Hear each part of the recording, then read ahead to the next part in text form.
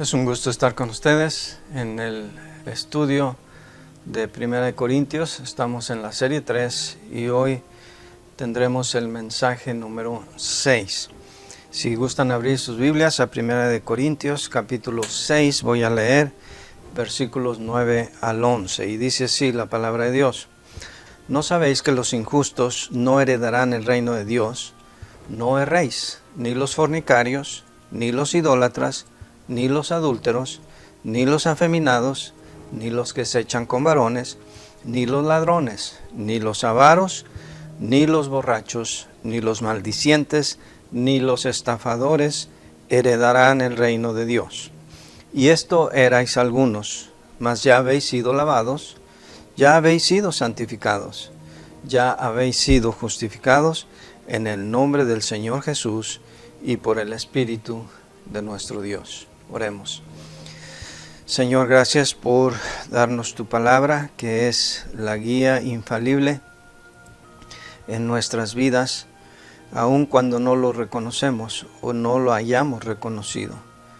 Pero los que ya somos salvos, los que hemos venido a tener un encuentro personal con Cristo y nacido de nuevo, reconocemos que tu palabra es lámpara a nuestros pies y lumbrera a nuestro camino. Y una vez más, como siempre, Señor, necesitamos que esta lámpara alumbre no solamente nuestro camino, sino nuestro entendimiento también al estudiar tu santa palabra. Te lo pido en el nombre de Cristo.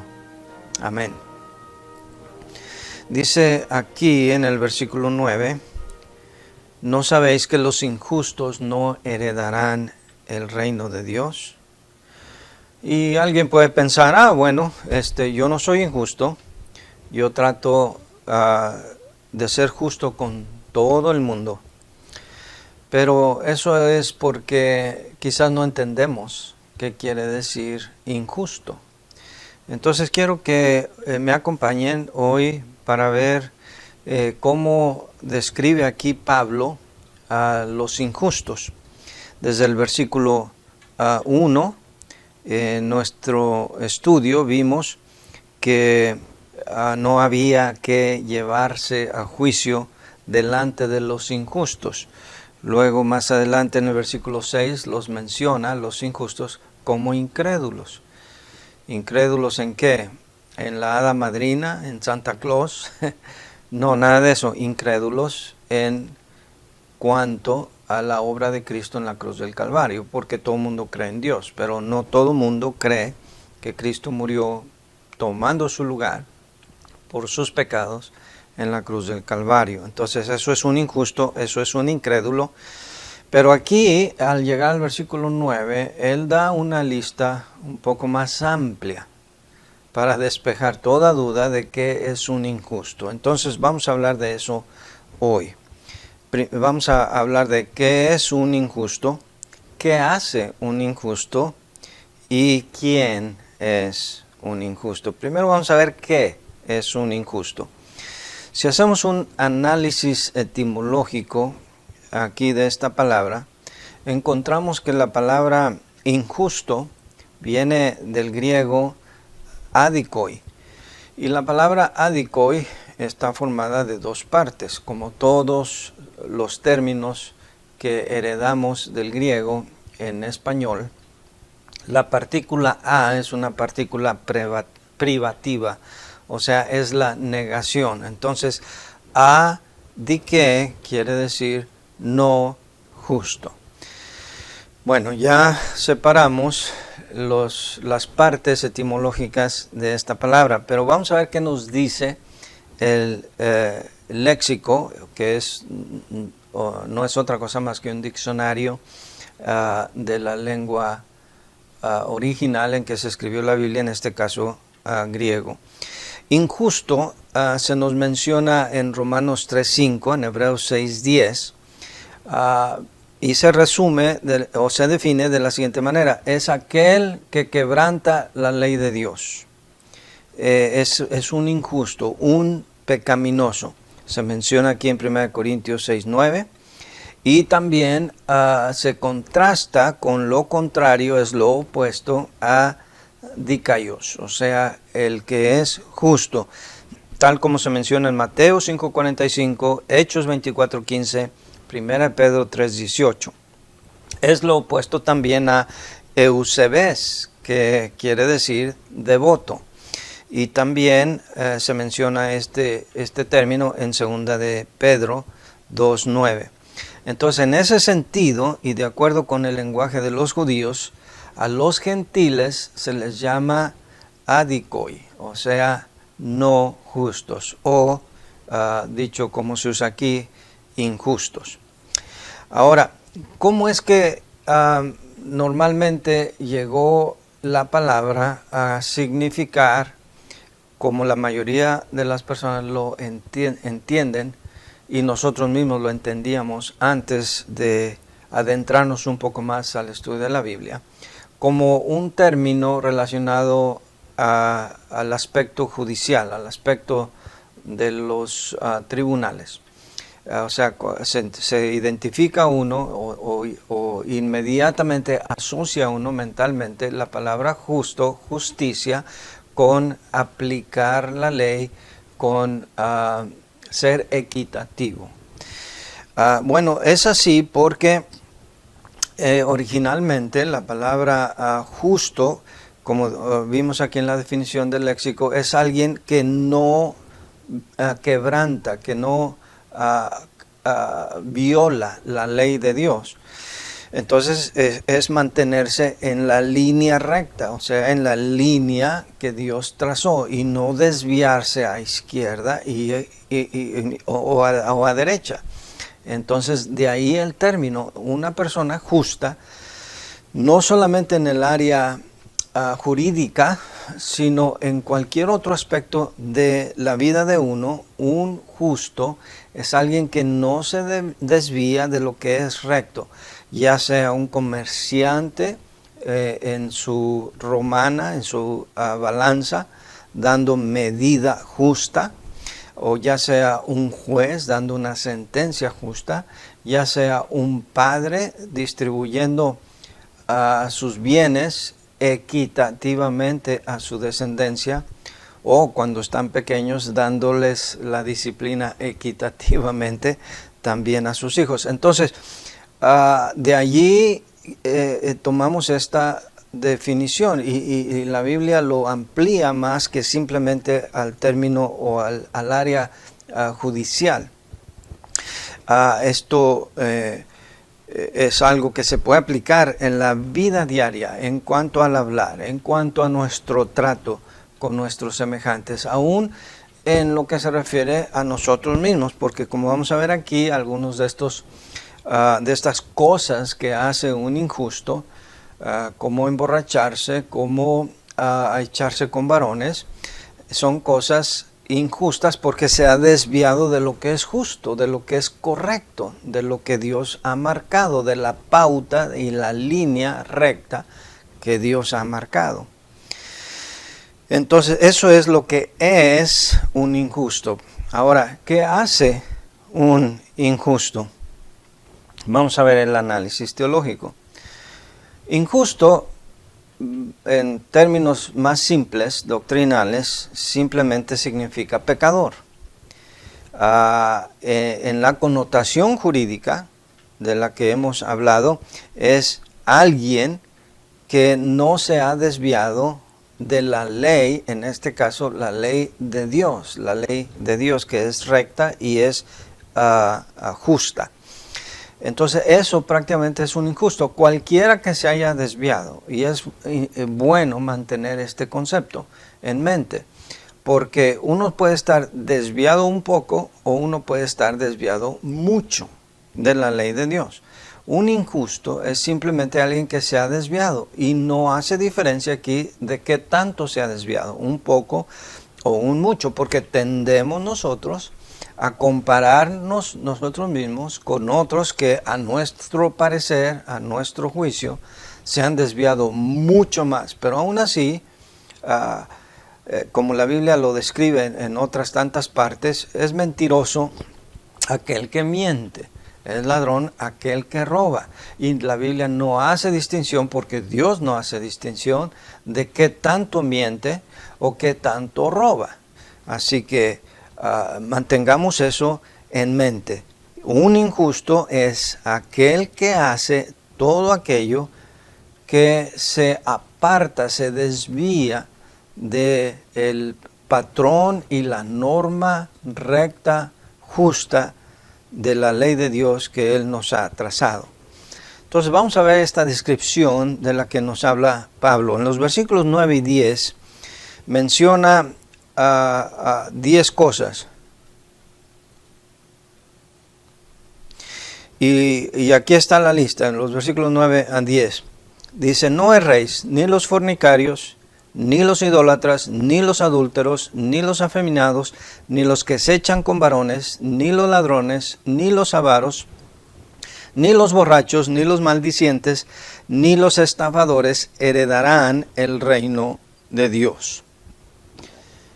Ahora, hay otra lista.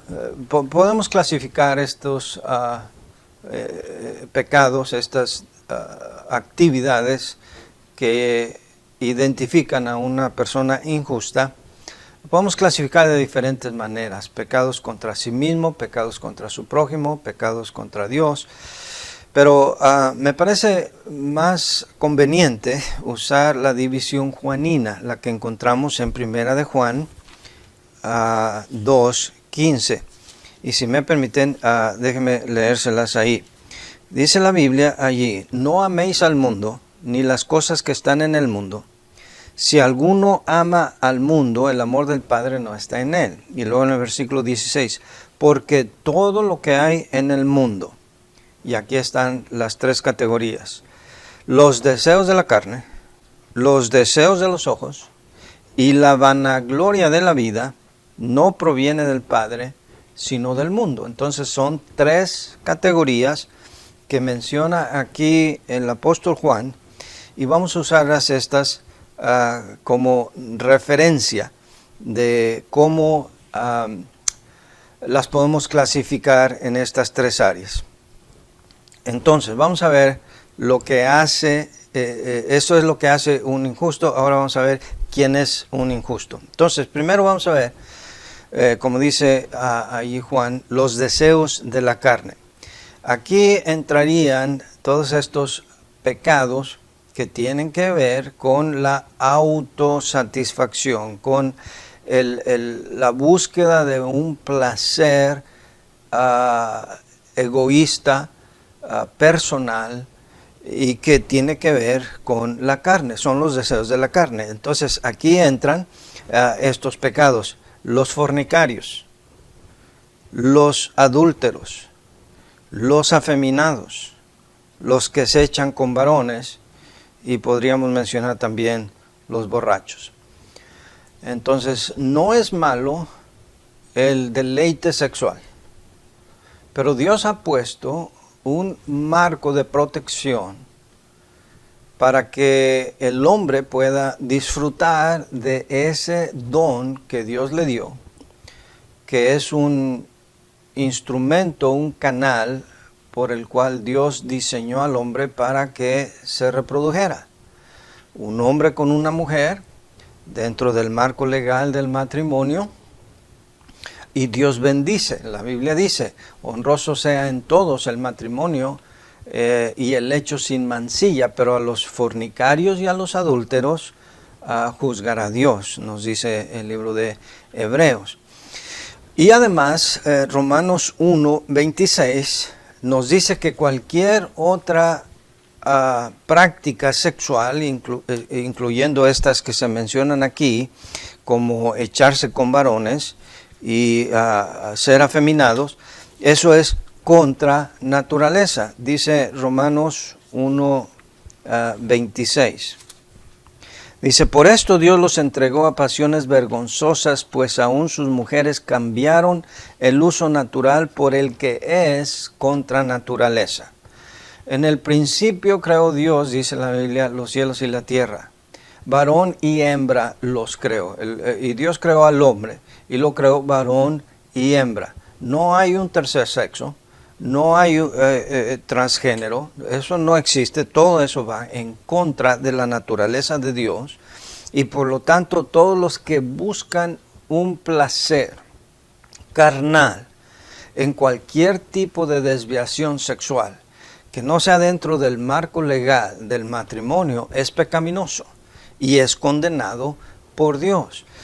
Los psicólogos y la sociedad moderna podrán inventarse todo tipo de teorías, pero biológicamente, médicamente está demostrado que no hay otro sexo más que el de hombre y de mujer, y Dios lo diseñó así para la procreación y para la extensión de la raza humana. Menciono aquí también los deseos de la carne a los borrachos porque eso es también parte de la autosatisfacción. Porque el ser borracho causa muchos estragos. En realidad, esto no lo publican los medios de comunicación, pero anualmente aquí en los Estados Unidos, y estoy seguro que prácticamente en cualquier otro país, muere más gente víctima de conductores ebrios que de cualquier otra enfermedad, inclusive del COVID-19 que está en boga en estos días.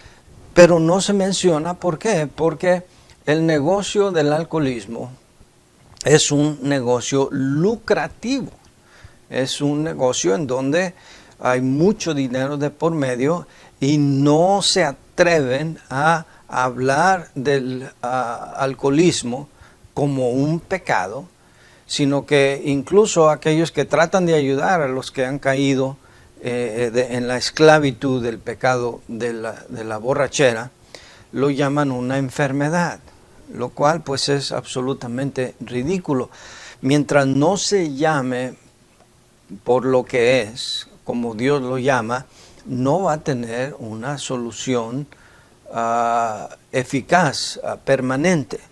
Y hay que llamarlo como la Biblia lo dice. Y la Biblia dice que en vez de ser controlados, porque eso es lo que produce el alcohol y cualquier otra sustancia, cualquier otra droga, que domina y controla los impulsos y el razonamiento del ser humano, es pecaminoso porque lleva a cometer cosas graves y vergonzosas que después la gente ni se acuerda. Por eso dice la Biblia en Efesios 5:18, no os embriaguéis con vino, en lo cual hay disolución, antes bien sed llenos del Espíritu Santo. Y no tengo el tiempo para ver cada uno de estos pecados en detalle, y la Biblia habla mucho acerca de todos ellos, pero esto podría ser tema de otra serie. Pero la Biblia incluso dice en Proverbios 23, no mires al vino cuando rojea, cuando resplandece su color en la copa, porque se entra suavemente, mas al fin como serpiente morderá, y como áspid dará dolor, etcétera, etcétera. Entonces, lo mejor es aléjate de eso. Nadie que cayó en las garras del alcohol o de cualquier otra droga comenzó pensando, bueno, yo solamente lo voy a probar, a ver a qué sabe. Nunca pensó que caería en las garras del alcohol. Pero eso es lo sutil y peligroso de esto, que controla las emociones, controla el pensamiento, de tal manera que la gente ha cometido crímenes y cosas desastrosas de las cuales cuando están en sobriedad ni se acuerdan, pero ya el mal ha quedado hecho. Y esto es cierto con cualquier otra droga. Un bebé le nació a unos padres jóvenes con defectos, con menos dedos en una mano, menos dedos en los pies y otros problemas físicos. Y en un análisis químico de la sangre de los dos padres encontraron que la madre había usado la droga LSD 3 veces nada más en su vida y el padre 2 veces. Y esto trajo estas consecuencias en esta criatura inocente, todo tiene consecuencias. La gente que fuma marihuana o toma alcohol o se droga con cocaína, se engañan a sí mismos diciendo, no le estoy haciendo mal a nadie, pero se están haciendo un gran mal a sí mismos y atrae o trae consecuencias no solamente a la persona que cae víctima de la esclavitud del alcohol o las drogas, sino a su familia, su descendencia, su relación social, su autoestima, su integridad física, y todo eso ha quedado demostrado más allá de toda duda. La otra cosa que menciona la lista juanina es los deseos de la carne, los deseos de los ojos. Aquí entrarían el deseo de tener cosas, de tener lo material.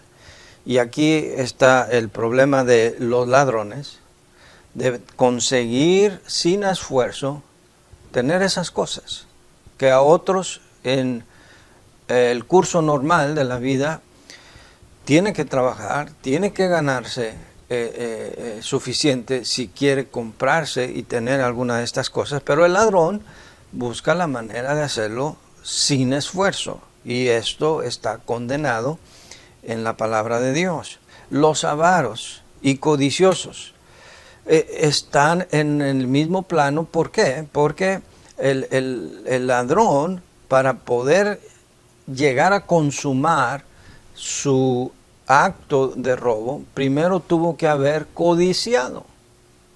Por eso está aquí en esta categoría, los deseos de los ojos. Y por eso en los 10 mandamientos dicen, no codiciarás ni la mujer de tu prójimo, ni su vaca, ni su buey, ni ninguna otra cosa de tu prójimo. Y hay que tener mucho cuidado cuando uno ve a alguien más y dice, qué bonito está tu carro, o qué bonita está tu casa, o qué hermosa es tu mujer, porque hay una línea invisible muy delgada que divide entre el piropo, la admiración y la avaricia y codicia. De ahí ha venido el problema de muchos en el mundo. Pablo dice en 1 Timoteo 6 que el amor al dinero, no el dinero, el amor al dinero es la raíz de muchos males, y que debemos estar contentos con sustento y abrigo, porque muchos han sido traspasados por querer tener más de lo que realmente pueden. La tercera categoría de la lista juanina es la vanagloria de la vida. La vanagloria de la vida tiene que ver con el querer ser lo que uno no es. Y aquí entran estos pecados: los maldicientes, los idólatras, y podríamos incluso incluir los afeminados. ¿Por qué? Porque en su vanidad de querer ser quien no son, adoptan una personalidad que no les corresponde.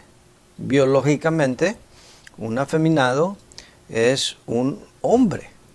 Sus partes genéticas dicen que son hombres, sus cromosomas dicen que son hombres, su ADN dice que son hombres, pero cuando se quieren comportar como mujer, están actuando de una manera de querer ser alguien que no son ellos.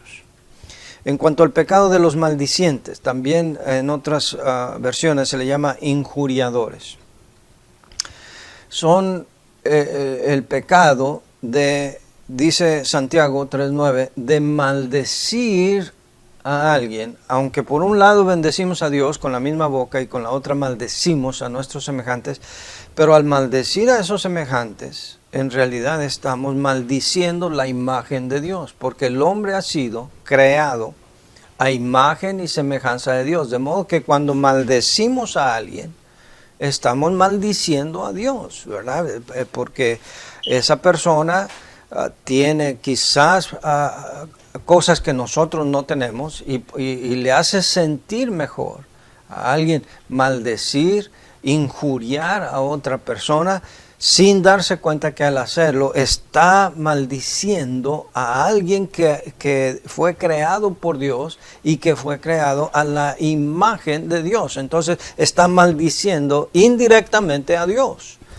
Así como nosotros como padres, cuando alguien injuria y maldice a nuestros hijos, nosotros nos sentimos indignados, por supuesto, y es lo mismo en nuestra relación con Dios. El pecado de idolatría es un pecado muy sutil y muy delicado. El pecado de idolatría es simplemente adorar a un Dios falso. Y ese Dios falso puede ser en forma de una estatua, de piedra, de madera, o incluso puede ser uno mismo. Puede ser su cónyuge, pueden ser sus hijos, o hasta pueden ser sus padres. Y ese fue el pecado de Luzbel, de Satanás. En Isaías capítulo 14 se nos describe cómo nació el pecado de Luzbel. Allí en Isaías capítulo 14 versículos 13 dice: tú que decías en tu corazón, subiré al cielo, en lo alto, junto a las estrellas de Dios, levantaré mi trono, en el monte del testimonio me sentaré a los lados del norte, sobre las alturas de las nubes subiré, y seré semejante al Altísimo, mas tú derribado eres hasta el Seol. Note cuántas veces usa aquí pronombres personales en primera persona. Subiré, me sentaré, pondré mi trono. Esa es la actitud egoísta, eso es idolatría. El pecado de idolatría, de querer ser como Dios, de querer asumir una imagen y una posición que no le corresponde. Y eso es parte de esta categoría, la vanagloria de la vida. Es un pecado que describe a los injustos. Y como dice al principio de nuestro versículo, en 1 Corintios 6, 9, ¿no sabéis que los injustos no heredarán el reino de Dios? Entonces, ¿quiénes son los injustos? Bueno, no solamente alguien que no distribuye sus bienes o no aplica la justicia en el caso de un juez de forma equitativa. Un injusto es cualquiera de estos que son mencionados en esta lista. Uno dice, no, yo no soy injusto. ¿No? ¿Has codiciado alguna vez? ¿Has querido tener más de lo que puedes? ¿Has tenido problemas del alcohol? ¿Te has embrutecido con alguna droga alguna vez? ¿Tienes amor por el dinero? ¿Has maldecido a alguien más? ¿Le has rezado a un palo o a una piedra o a una estampita y crees que es la que te pueda proteger en vez de clamar al Dios del cielo? Cuando Jesús enseñó a orar a sus discípulos, lo que llaman erróneamente el Padre Nuestro, que es la oración modelo, la oración modelo empieza con estas palabras: Padre Nuestro, que estás en los cielos. No hay ninguna oración elevada en la Biblia a nadie más que al Padre. Oración correcta, por supuesto. Ni siquiera al Hijo, ni siquiera al Espíritu Santo.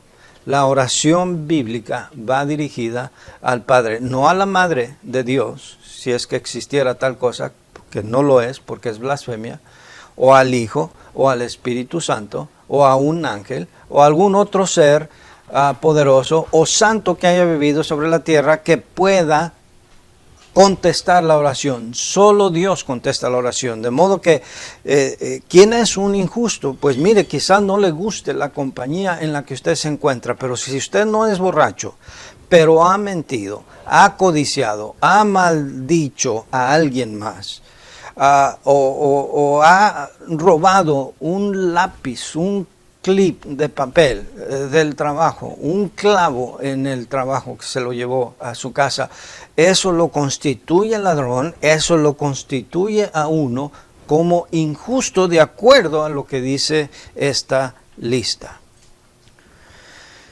Y aunque nosotros tenemos diferentes maneras de clasificar el pecado, todos estos, dice la Biblia, son injustos. Y Pablo dice, ¿cuál es la consecuencia? Dice, ¿no sabéis que los injustos no heredarán el reino de Dios? Porque el pecado que nosotros condenamos en otro, porque nosotros supuestamente no lo hacemos, hay otros pecados que sí cometemos, como aquel adúltero honrado. ¿Supieron de ese caso? Un hombre encontró una bolsa con mucho dinero que le habían robado a otra persona. Este hombre encontró esa bolsa porque el ladrón lo persiguieron, y en la persecución él aventó la bolsa por ahí.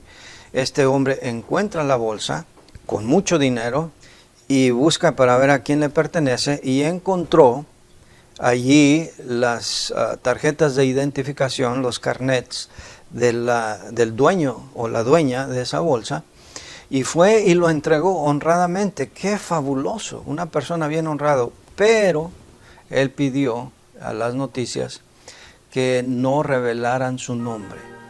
Y todo el mundo se sorprendió. Pero usted es una persona muy honrada. Usted merece ser mencionado en público por su gran hecho. Dice, no, es que la mujer con la que andaba no era mi esposa y me van a meter en problemas. Así que sí, nosotros podemos andar muy rectamente en algún área de la vida, pero de seguro que estamos fallando en alguna otra. ¿Y cuál es la sentencia? Pablo dice, ¿no sabéis que los injustos no heredarán el reino de Dios?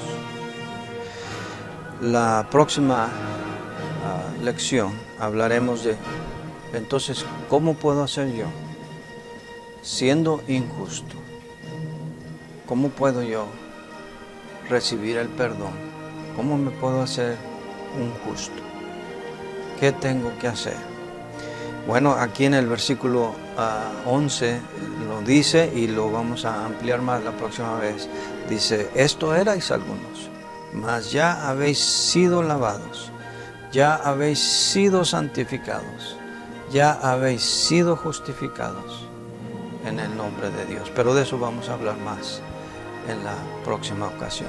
Oremos. Padre, ponemos este mensaje en tus manos para que tú produzcas el fruto que tú quieras que produzca en la vida de cada uno de los que lo escuchen. Te lo pido en el nombre de Cristo. Amén.